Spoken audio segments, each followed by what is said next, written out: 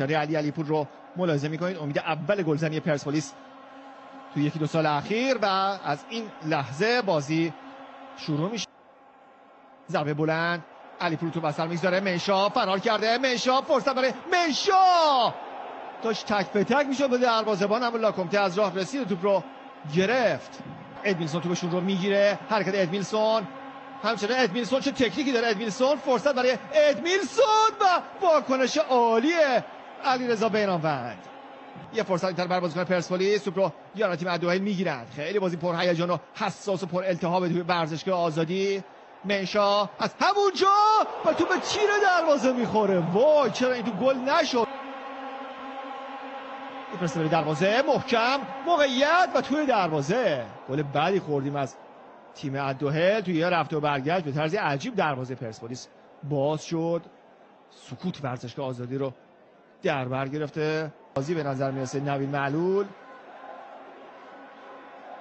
بله گل به خودی شد، خورد به احمد نوراللهی و درون دروازه قرار گرفت. ارسال بلند به روی دروازه، موقعیت در بازیکن پرسپولیس، یه ضربه خطرناک در مقابل دروازه، فرصت برای پرسپولیس که با نفرات زیاد داره حمله میکنه. نه خطا نیست، نامتایی توپو بیرون میاره. نامتایی ارسال بلند و بیرانوند واکنششو میده. یه بازیکن پرسپولیس روی زمین افتاده و منشا توپ رو دور میکنه. پاس رو بقم از راوی اشتباه میکنند، بر قدر توپ بدون بازیکن پرسپولیس، بشار و عکس العمل لاکومته. حیف شد این توپ گل نشد، چه فرصتی بود. ارسال بلند به دروازه، فرصت توی دروازه، حسینی حساب کارو 1-1 مساوی میکنه. امید به اردوی پرسپولیس هم ورزشگاه آزادی برمیگرده. چه گل قشنگی زد سید جلال. تصویر هسته بهتر جزئیات کار رو به ما نشون میده. این توپی که رسید به سید جلال خیلی زیبا، پای چپش رو بالا آورد، پشت تو قرار داد، بغل پا این ضربه دقیق رو به توپ میزنه. با اینکه توپ روی پای غیر تخصصیش بود، قشنگ زد، به عنوان یه مدافع فوق‌العاده بود ضربه‌اش. آلیشا در منطقه جریمه، زاویه تنگ شده، برمیگردونه توپ رو.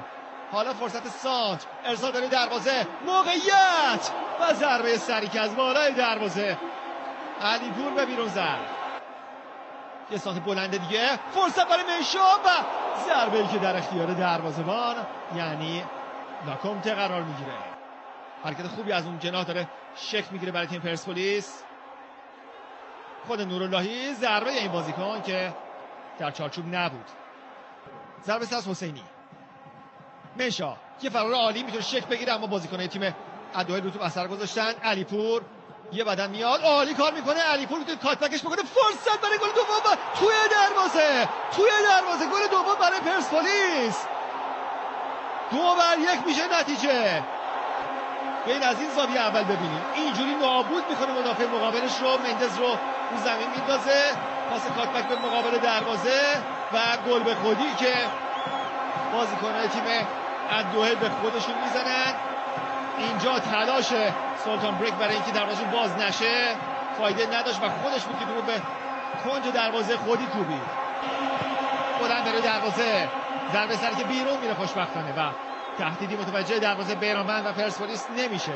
ضربه‌ای که بسام راوی زد حمله برای پرسپولیس. موقع برای منشا حرکت کرده، منشا میتونه کار تموم کنه. توی دروازه گل سوم برای پرسپولیس. بازگشت رویایی پرسپولیس در ورزشگاه آزادی. جای همه علاقه‌مندان فوتبال اینجا خالیه.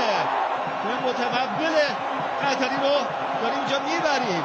اینجوریه که منشا بازیکن مقابل رو فریب میده. بیرون دروازه‌بان رو ببینید، پلی استیشنی دروازه‌بان رو جا میگذاره، یه مکس میده و به این سادگی و به این زیبایی توپ از خط دروازه عبور میده. استاد بازی ضد حمله گادوین منشا. پرسپولیس 3 الدوحیل 1. دیدن این گل واقعا لذت بخشه. پرسپولیس